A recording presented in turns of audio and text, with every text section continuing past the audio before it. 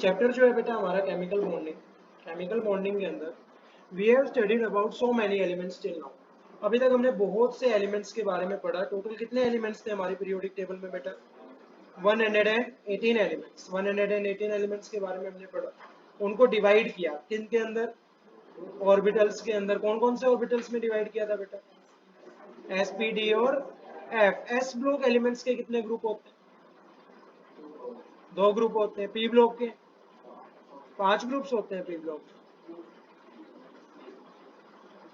1 से लेके 2 तक हमारे पास कौन से ब्लॉक आ रहे थे बेटा? एस ब्लॉक एलिमेंट्स आ रहे थे। 13 से लेके 18 तक कितने आ रहे थे?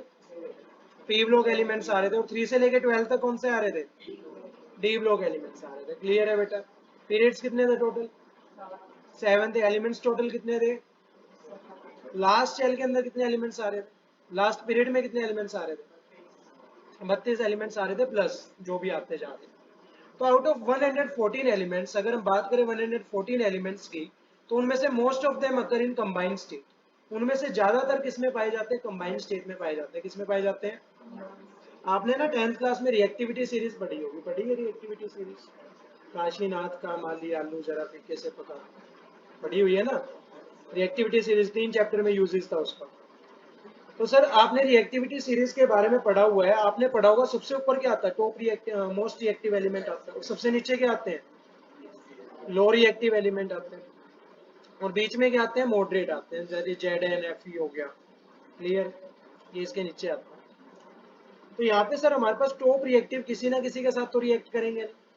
मॉडरेट रिएक्टिव कर भी सकते हैं और नहीं भी कर सकते। लीस्ट रिएक्टिव जो होते हैं बेटा वो ज्यादातर किसी के साथ रिएक्ट, इसीलिए ये कौन सी स्टेट में पाए जाते हैं? फ्री स्टेट में पाए जाते हैं। कौन सी स्टेट में पाए जाते हैं? फ्री स्टेट का एक और नाम होता है, that is known as native state. कौन सा नाम होता है बेटा? Native state. नेटिव स्टेट मतलब फ्री स्टेट। फ्री स्टेट का मतलब होता है किसी और के साथ रिएक्ट उन्होंने नहीं किया। एग्जाम्पल के लिए गोल्ड को आपने देखा है? गोल्ड को कहाँ मिलता है गोल्ड? केजीएफ में। आपने देखा होगा गोल्ड जो होता है ना वो हमेशा येलो कलर का आता है। उसे हम पिघलाते हैं लेकिन किसी के अंदर से एक्सट्रैक्ट नहीं करते। क्लियर है बेटा?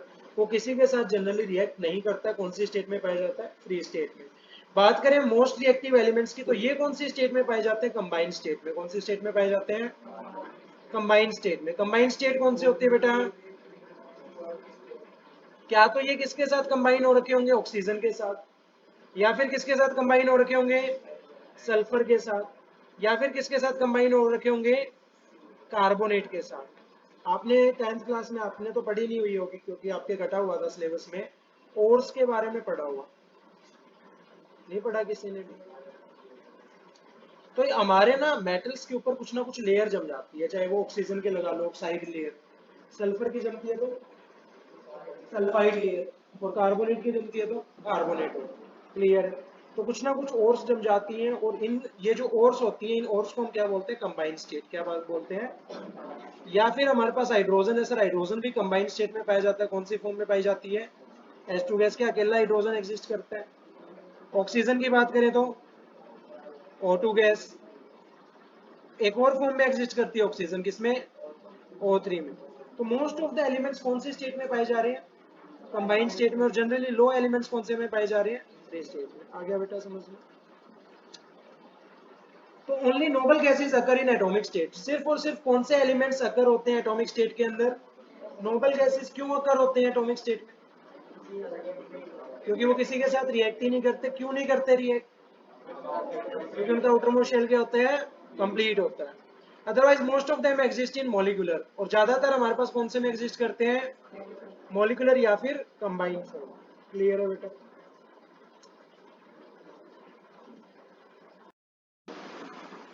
नेक्स्ट है सर हमारे पास the combined state is formed by combination of elements. अच्छा ये जो कंबाइंड स्टेट बन रही है, ये कंबाइंड स्टेट कैसे बनती है? कॉम्बिनेशन से। किसके कॉम्बिनेशन से? एलिमेंट्स के कॉम्बिनेशन से। That is a chemical bond. जो उनके बीच में क्या बनती है? दो एलिमेंट्स बेटा कंबाइंड स्टेट में कब आएंगे? जब ये क्या होंगे? कंबाइन होंगे। क्या होंगे? कंबाइन किससे होंगे? और ये बॉन्ड क्या होती है? फोर्स ऑफ किसके बीच में? दो एलिमेंट्स के बीच में। तो दो एलिमेंट्स के बीच में अगर फोर्स ऑफ अट्रैक्शन है तो उनके बीच में क्या बनेगी? बॉन्ड बनेगी, जिसकी वजह से वो कंबाइन हो जाएंगे। और कंबाइन बनने के बाद हम उस स्टेट को क्या बोलते हैं? और मोस्ट ऑफ द एलिमेंट्स कौन से स्टेट में पाए जाते हैं, और ज्यादा कम वाले किस में पाए जाते हैं। Like families have connections in the same way the attraction of chemical species is called chemical bond. जैसे बेटा families के अंदर क्या होता है, connection होता है, मामा भांजा भतीजा वगैरह वगैरह। In the same way, इसी तरीके से attraction of chemical species में क्या होती है, attractions होती है, और इन attractions को हम क्या बोलते हैं, chemical। आगे क्या समझ में। तो सिंपल सी डेफिनेशन कह सकते हैं हम, सिंपल सी डेफिनेशन क्या है, the force of attraction, the force of between the two elements is known as chemical bond. Then आता है हमारे पास ऑक्टेट रूल। कौन सा रूल आता है, ऑक्टेट रूल। को ध्यान से सुनिए, ऑक्टेट रूल। तो the reason behind the formation of chemical bond is obey by octet rule. जो सबसे पहला कॉन्सेप्ट आया था ना कि केमिकल बॉन्ड बनती है, सर क्यों बनती है, तो केमिकल बॉन्ड क्यों बनती है, यहाँ पे हमारे पास सबसे पहला रूल कौन सा आया था, ऑक्टेट रूल। कौन सा रूल आया था, ऑक्टेट रूल का मतलब क्या है, आउटर मोस्ट शेल से है। किससे है, आउटर मोस्ट शेल कंप्लीट है तो रिएक्ट नहीं करेगा, आउटर मोस्ट शेल कंप्लीट है तो रिएक्ट, और अगर नहीं है तो करेगा। किस लिए करेगा, आउटर मोस्ट शेल को कंप्लीट करने के लिए। क्लियर है बेटा, क्या तो इलेक्ट्रॉन्स को या फिर इलेक्ट्रॉन्स को डोनेट करेगा तो कौन सा चार्ज आएगा, गेन करेगा तो according to this rule every elements need to attain stability. इस रूल के अकॉर्डिंग बेटा हर एक एलिमेंट को क्या चाहिए, स्टेबिलिटी चाहिए। उस स्टेबिलिटी को पाने के लिए एलिमेंट्स आइदर लूज और गेन इलेक्ट्रॉन्स, क्या तो इलेक्ट्रॉन्स को लूज करेंगे या फिर गेन करेंगे, to attain 8 electrons in its outer most shell. अपनी आउटर मोस्ट शेल के अंदर कितने इलेक्ट्रॉन्स को अटेन करने के लिए। एग्जाम्पल के लिए हमने देखा था बेटा सोडियम को, सोडियम का एटॉमिक नंबर पता है क्या किसी को, पहली शेल में, दूसरी में, तीसरी में, होते कितने हैं, एक को डोनेट करना आसान है, 7 को गेन, तो क्या करेगा, डोनेट करेगा, ताकि आउटर मोस्ट शेल को क्या कर सके, आगे क्या समझ में। जैसे ही कंप्लीट कर लेगा क्या हो जाएगा, स्टेबल हो जाएगा। तो यहाँ पे इसने एक इलेक्ट्रॉन को डोनेट करना चाहा ना, क्या करना चाहा, डोनेट करना चाहा, मतलब ये रिएक्ट करना चाहता है, क्या करना चाहता है, इसके ऊपर कौन सा चार्ज आ रहा है, पॉजिटिव चार्ज। मतलब अगर इसको कोई नेगेटिव वाला मिल जाए तो क्या बना लेगा, फोर्स ऑफ अट्रैक्शन बना लेगा, जिसे हम क्या बोलते हैं, केमिकल। आ गया समझ में, लिख लो कि सर हमने सोडियम का तो देख लिया कि सोडियम का एटॉमिक नंबर है ना सर 11 है, पहली शेल में 2 आएंगे, दूसरे में 8 आएंगे, तीसरे में 1 आएगा, जो 8 इलेक्ट्रॉन्स को पूरा करना चाहेगा, इसीलिए वो कौन से रूल को फॉलो कर रहा है, ऑक्टेट रूल को। But what if is the case of hydrogen, अगर हाइड्रोजन का केस है तो क्या होगा, वो कितने इलेक्ट्रॉन्स को गेन या डोनेट करना चाहता है, एक को डोनेट या गेन करना चाहता है, किस चीज को कंप्लीट करने के लिए, आउटर मोस्ट शेल को। आउटर मोस्ट शेल में कितने इलेक्ट्रॉन्स होते हैं, 2 होते हैं, तो ऑक्टेट तो सर 8 के लिए आया था, इसके लिए तो कुछ और आना चाहिए ना। तो यहाँ पे इस रूल की क्या थी, लिमिटेशन थी, क्या थी बेटा, लिमिटेशन, जिसे हम क्या बोलते हैं, ड्यूप्लेट रूल। क्या बोलते हैं, ड्यूप्लेट रूल। तो but certain violation were seen, कुछ सर्टेन वॉयलेशन आई थी, जैसे कि in case of hydrogen the atom has tendency to attain only 2 electrons.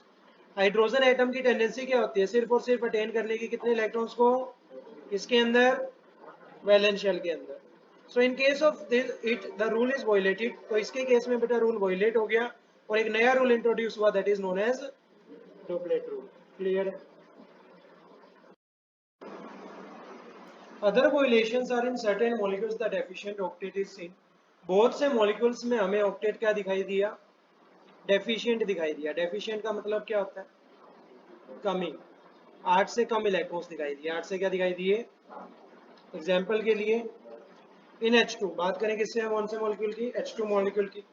Whereas in the others the central atom has expanded, जबकि कुछ एक के अंदर क्या हुआ बेटा, सेंट्रल एटम एक्सपेंड हो गया, और ऑक्टेट क्या हो गया बेटा, मोर देन 8 हो गया। क्या हो गया, तो यहाँ पे सर हमारे पास ऑक्टेट रूल क्या कहता था कि सर 8 को ही कंप्लीट करेगा, कितने को फॉलो करेगा, लेकिन कुछ में क्या हो गया, लेस देन 8, और कुछ में क्या हो गया, मोर देन 8। तो ये दोनों चीजें क्या थी, वायलेशंस। और आपने पढ़ रखा है लेस देन 8 वाला कौन सा होता है, उसके बाद कौन सा आता है, फिर अब मोर देन 8 वाले भी थे, मोर देन 8 वाले कौन से थे, फिर फिर फिर क्लियर है बेटा, लिख लीजिए। तो सर अब हम देखेंगे कि बॉन्ड बनती किस तरीके से। तो हमने पढ़ रखा है Na के बारे में और हमने पढ़ रखा है Cl के बारे में। इसका एटॉमिक इलेक्ट्रॉनिक कन्फिग्रेशन कितना होता है? 281 होता है। और इसका कितना होता है? 287 होता है। ये बेटा एक इलेक्ट्रॉन को क्या करता है? डोनेट करने की टेंडेंसी रखता है और ये एक इलेक्ट्रॉन को गेन करने की टेंडेंसी रखता है। क्लियर है? अब देखो ध्यान से, हमारे पास क्या है? सोडियम है। क्या है? सोडियम की पहली शेल में कितने इलेक्ट्रॉन्स होते हैं? दूसरी शेल में कितने इलेक्ट्रॉन्स होते हैं? और तीसरी शेल में कितने इलेक्ट्रॉन्स होते हैं? एक इलेक्ट्रॉन होता है। इसमें किसी को कोई डाउट है? बात करें क्लोरीन की, तो क्लोरीन की पहली शेल में कितने इलेक्ट्रॉन्स होते हैं बेटा? दूसरी शेल में और तीसरी शेल में 7 इलेक्ट्रॉन्स होते हैं। ये इसमें किसी को कोई दिक्कत? इसके ऊपर कौन सा चार्ज आ रहा है? पॉजिटिव चार्ज कब आ रहा है? जब ये इस एक इलेक्ट्रॉन को छोड़ रहा है। अब हमारे पास क्या था बेटा? 11 प्रोटॉन्स थे और 11 ही इलेक्ट्रॉन्स थे। दोनों चीजें क्या थी? स्टेबल थी। एटम क्या था? न्यूट्रल था। एक इलेक्ट्रॉन क्या हो गया? बाहर हो गया। एक इलेक्ट्रॉन क्या हो गया? इलेक्ट्रॉन कितने बचे? प्रोटॉन्स कितने हैं? तो ओवरऑल चार्ज कैसा आएगा? पॉजिटिव आएगा। कैसा आएगा? आ गया समझ में? बात करें क्लोरीन की, क्लोरीन के अंदर एक इलेक्ट्रॉन को क्या कर लिया बेटा? गेन कर लिया। पहले हमारे पास क्या थे? 17 प्रोटॉन्स थे और 17 ही क्या थे? इलेक्ट्रॉन्स थे। एक इलेक्ट्रॉन बढ़ गया तो इसके ऊपर चार्ज कौन सा आएगा? नेगेटिव। आ गया समझ में? अब सर यहाँ पे पॉजिटिव चार्ज है और यहाँ पे नेगेटिव चार्ज है, इनके बीच में क्या होगी? अट्रैक्शंस होंगी। क्या होंगी? अट्रैक्शंस होंगी। लेकिन एक बात और है, इनके आउटर मोस्ट शेल में क्या प्रेजेंट है? इलेक्ट्रॉन्स प्रेजेंट है। इलेक्ट्रॉन के ऊपर चार्ज कौन सा होता है? इसकी आउटर मोस्ट शेल में क्या प्रेजेंट है? इलेक्ट्रॉन्स। इलेक्ट्रॉन्स के ऊपर चार्ज कौन सा होता है? नेगेटिव। तो नेगेटिव नेगेटिव के बीच में क्या होगी बेटा? रिपल्शंस भी होंगी। तो इलेक्ट्रॉन्स के इलेक्ट्रॉन्स के बीच में रिपल्शंस भी हो रही है और क्या हो रहा है? अट्रैक्शन भी हो रहा है। तो रिपल्शन की वजह से ये एक डिस्टेंस पे जाके रुक जाएंगे। एक डिस्टेंस पे जाके रुक जाएंगे और ये डिस्टेंस जितना ज्यादा होगा, ये डिस्टेंस जितना ज्यादा होगा उतनी ज्यादा हमारे पास क्या होगी? एनर्जी होगी। क्या होगी? और ये डिस्टेंस जितना कम होगा उतनी कम हमारे पास क्या होगी बेटा? एनर्जी। ये बात आपको समझ में आई? और अब पॉइंट ये है कि सर एनर्जी जो होती है वो इनवर्सली प्रोपोर्शनल होती है स्टेबिलिटी की। किसके इनवर्सली प्रोपोर्शनल होती है? अगर हमारे पास ज्यादा एनर्जी आ रही है तो हमारे पास कंपाउंड क्या होगा? Less stable. और कम एनर्जी आ रही है तो मोर स्टेबल। ज्यादा एनर्जी आ रही है तो कम एनर्जी आ रही है तो मतलब ये क्या फील करना चाहेंगे? अट्रैक्शन फील करना चाहेंगे। एनर्जी को क्या करना चाहेंगे? कम करना चाहेंगे ताकि क्या अटेन कर सके? और अगर ज्यादा हो गया डिस्टेंस और एनर्जी ज्यादा होगी तो स्टेबिलिटी क्या हो जाएगी? कम हो जाएगी। आ गया समझ में? किसी को कोई दिक्कत? इसीलिए बड़े बड़े मॉलिक्यूल्स कभी भी बॉन्ड नहीं बनाते क्योंकि उनके अंदर क्या होते हैं? बहुत सारे इलेक्ट्रॉन्स प्रेजेंट होते हैं। कंपाउंड्स कौन से एलिमेंट्स बनाते हैं? जो मॉडरेट होते हैं। क्लियर है? तो ध्यान से सुनना, ध्यान से सुनना जो पढ़ा है। When two atoms are come closer, जब हमारे पास दो एटम्स पास पास आते हैं, their outer electrons repel each other, उसके outer electrons एक दूसरे को क्या करते हैं? And finally they stop at a distance. Finally वो एक distance पे क्या हो जाते हैं? Where the released energy is, energy क्या होती है? ज्यादा। As less energy corresponds to maximum stability. अगर हमारे पास एनर्जी कम होती है तो स्टेबिलिटी क्या होती है? Maximum. Then at the distance the chemical bond is formed.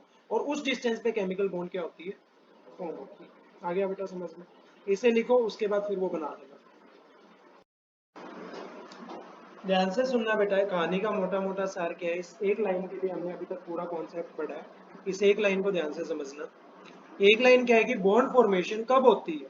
Bond formation takes place, bond formation तब होती है जब हमारे पास बेटा एनर्जी क्या हो? लॉस हो रही हो, कम एनर्जी हो due to loss of, and stable क्या हो? स्टेट। तो अगर हमारे पास एनर्जी कम है, स्टेट स्टेबल है, तभी हमारे पास क्या फॉर्मेशन होती है? Bond formation. आ गया समझ में? क्लियर है?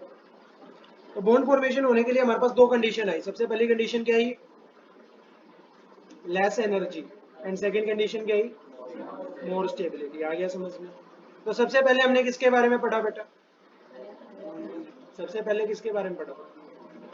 बॉन्डिंग के बारे में पढ़ा। उसके बाद ऑक्टेट रूल के बारे में पढ़ा। केमिकल बॉन्डिंग क्या होती है? Force of attraction between the two elements. सबसे पहले हमने पढ़ा था कि एलिमेंट ज्यादातर कौन से स्टेट में पाए जाते हैं? कंबाइंड स्टेट में पाए जाते हैं। कंबाइंड स्टेट में आते क्यों हैं? क्योंकि उनके बीच में क्या होता है? फोर्स ऑफ अट्रैक्शन होता है। इस फोर्स ऑफ अट्रैक्शन को क्या बोलते हैं? Chemical bond. क्या बोलते हैं? Chemical bond. केमिकल बॉन्ड के बाद हमने पढ़ा कि सर ये हमारे पास दो एलिमेंट्स के बीच में आती है, लेकिन सर आउटर मोस्ट इलेक्ट्रॉन्स एक दूसरे को क्या करते हैं? रिपेल करते हैं, जिसकी वजह से मैक्सिमम क्या आता है? डिस्टेंस आता है। जितना ज्यादा मैक्सिमम डिस्टेंस उतनी ज्यादा, और जितनी ज्यादा एनर्जी उतनी कम स्टेबिलिटी। जितनी कम एनर्जी उतनी ज्यादा। तो हमारे पास बॉन्ड फॉर्मेशन कब होगी? जब हमारे पास एनर्जी क्या हो? कम हो, और ज्यादा क्या हो? आ गया क्या समझ में?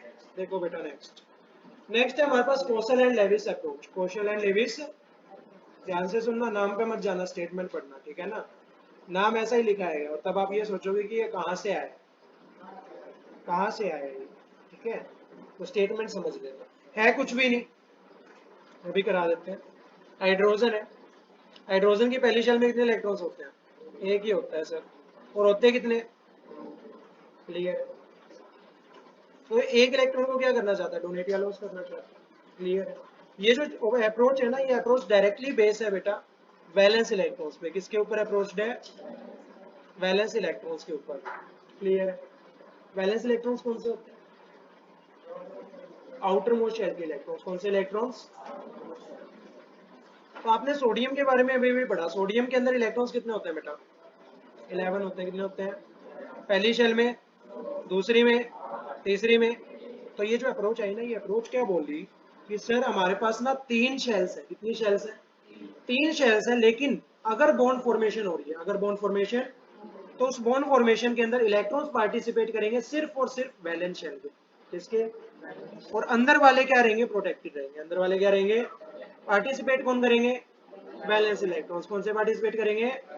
अब इसके अंदर कितने इलेक्ट्रॉन्स हैं? एक है। वैलेंस इलेक्ट्रॉन कितने हैं? एक इलेक्ट्रॉन को क्या कर देंगे? एक डॉट से डिनोट कर देंगे। आ गया समझ में? बात करें मैग्नीशियम की। मैग्नीशियम का एटॉमिक नंबर बता सकता है क्या कोई? 12 होता है पहली शेल में, दूसरी में, तीसरी में। वैलेंस इलेक्ट्रॉन कितने हैं? कितनी डॉट आएगी? आ गया क्या समझ में? बात करें एल्यूमिनियम के। एल्यूमिनियम का एटॉमिक नंबर पहली शेल में, दूसरी में, तीसरी में, कितनी डॉट आएंगी? आ गया क्या समझ में? पक्की बात है? पढ़ ले। चलो देखो फिर। It was given by Lewis and Kossel. दो दो थे ये, एक नहीं था, दो थे। It was given by Lewis and Kossel. These two volunteers actually gave us the reason behind the bone formation. इन बंदों ने असली रीजन बताया कि बोन फॉर्मेशन का असली रीजन होता है क्या? क्या होता है? The representation of valence electrons in shown is such as, जो रिप्रेजेंटेशन है बेटा वो वैलेंस इलेक्ट्रॉन्स की वो इस तरीके से दिखाई जाती है कि Li के ऊपर क्या आएगा? डॉट आएगी। Na के ऊपर क्या आएगी? डॉट आएगी। Mg के ऊपर कितनी डॉट आएंगी? क्योंकि कितने इलेक्ट्रॉन्स होते हैं? दो होते हैं। कार्बन पे, कैल्शियम पे, बेरिलियम पे। आ गया क्या समझ में? कुछ मिसिंग है? कुछ तो मिसिंग है।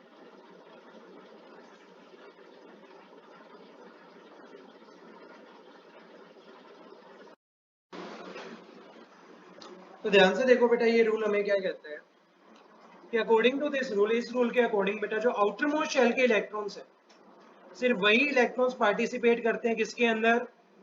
बॉन्ड फॉर्मेशन के अंदर। जबकि जो इनर इलेक्ट्रॉन्स होते हैं वो क्या रहते हैं? प्रोटेक्टेड रहते हैं। और ये जो वैलेंस इलेक्ट्रॉन्स है बेटा, इनको हम रिप्रेजेंट कैसे करते हैं? By putting a dot on the symbol of their elements. जैसे सोडियम है, सोडियम के ऊपर कितनी डॉट आई? एक डॉट। क्यों आई? क्योंकि इसका वैलेंस इलेक्ट्रॉन कितना है? मैग्नीशियम पे दो डॉट आई। क्यों आई? क्योंकि वैलेंस इलेक्ट्रॉन्स कितने हैं? दो। आ गया बेटा समझ में? कार्बन में कितने होते हैं? चार। कितनी डॉट आएगी? चार। आ गया समझ में? पक्की बात है? नेक्स्ट है सर हमारे पास the atom with one electron is monovalent. अगर हमारे पास ऐसा एटम जिसके अंदर वैलेंस इलेक्ट्रॉन कितना है? वन, तो उसे हम क्या बोलते हैं? अगर दो है तो? तीन है तो? According to it highly electronegative atom like halogens are at extreme right. इसके अकॉर्डिंग बेटा जो हमारे पास हाईली इलेक्ट्रोनेगेटिव एटम्स है, हाईली इलेक्ट्रोनेगेटिव क्या होता है? जो इलेक्ट्रॉन्स को गेन करने की टेंडेंसी रखते हैं, लाइक हेलोजन्स। हेलोजन्स कौन से होते हैं बेटा? कौन से ग्रुप में आते हैं? 17th ग्रुप एलिमेंट्स को हम क्या बोलते हैं? हेलोजन्स। कितने इलेक्ट्रॉन्स को गेन करने की टेंडेंसी रखते हैं? एक इलेक्ट्रॉन को गेन करने की टेंडेंसी रखते हैं। आर एट एक्सट्रीम राइट, वो कहाँ पे होते हैं? राइट में। एंड इलेक्ट्रोपॉजिटिव एटम जैसे कि अल्कली हो गया, अल्कलाइन हो गया, वो कहाँ पे होते हैं? लेफ्ट के अंदर होते हैं। जैसे जैसे हम लेफ्ट टू राइट जाते हैं हमारे पास वैलेंस इलेक्ट्रॉन्स क्या होते जाते हैं? इंक्रीज होते जाते हैं। फॉर एग्जांपल यहाँ पे सोडियम है, सोडियम के अंदर कितने वैलेंस इलेक्ट्रॉन्स होते हैं? एक होता है। उसके बाद मैग्नीशियम में 2 होते हैं, एल्यूमिनियम में 3 होते हैं, उसके बाद सिलिकॉन में 4 होते हैं। तो जैसे जैसे हम पीरियड्स में मूव करते हैं वैलेंस इलेक्ट्रॉन्स क्या होते हैं? इंक्रीज होते जाते हैं। क्लियर है बेटा? क्या? एल्यूमिनियम में 3 होते हैं। The halogen for completing orbit gains 1 electron.